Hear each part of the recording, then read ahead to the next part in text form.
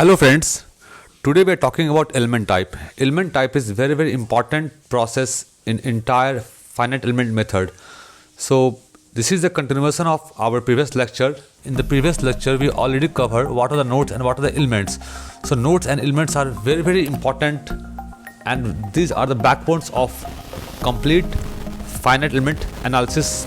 Okay, so how our elements going to look like, how our nodes going to look like, it's all depends our element. So elements are just like internal structure of our nodes and elements inside the FEM.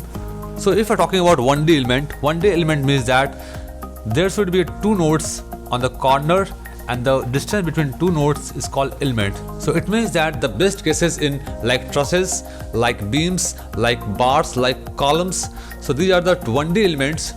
Those kinds of elements having the nodes on their corners is called 1D elements.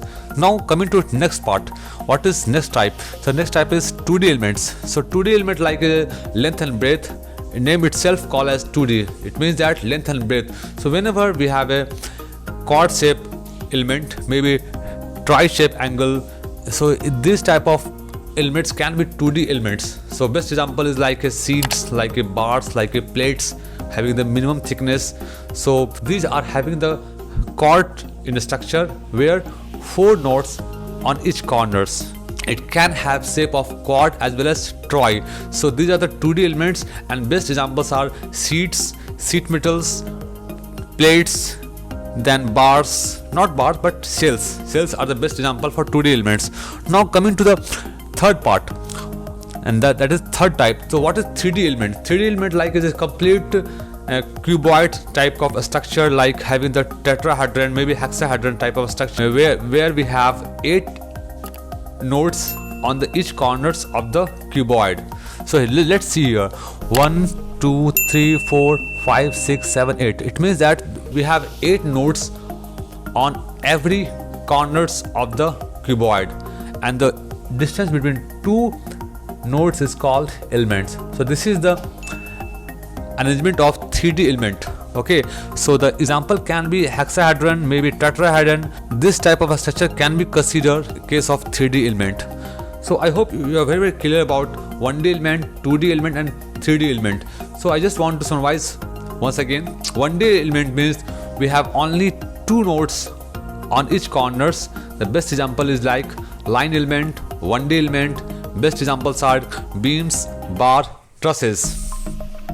Now coming to the part second, 2D element like we have a structure having the sheet type of arrangement, having the lowest thickness, maybe the sheet metals, maybe plates, maybe bars, having the four nodes on each corners, having the length and breadth. And 3D element is like those kind of element type. We have 8 nodes on each corners of cuboid, maybe in the shape of cuboid, maybe in the shape of hexahedron, tetrahedron. I hope up to this you are very clear now. Now question is, what are the different types of meshing? Meshing can be categorized on the basis of element type. So meshing can be of triangular, maybe quadrilateral, tetrahedron, pyramid, triangular prism, hexahedron, and advanced as polyhedron. So this kind of meshing can be possible inside the finite element method. So meshing totally depends upon our element and our element structures. I hope you are very clear up to this level, and if you have any question, any doubt, feel free to ask through comment box. I will definitely answer the questions, and I will give you some more idea about element type whenever I will start working on ANSYS. I will give you lots of idea through ANSYS. So these are just lecture classes, just like introduction classes.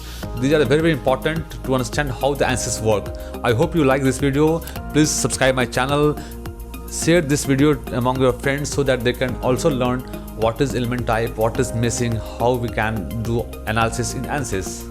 I hope you like this video. Thank you so much. Stay tuned.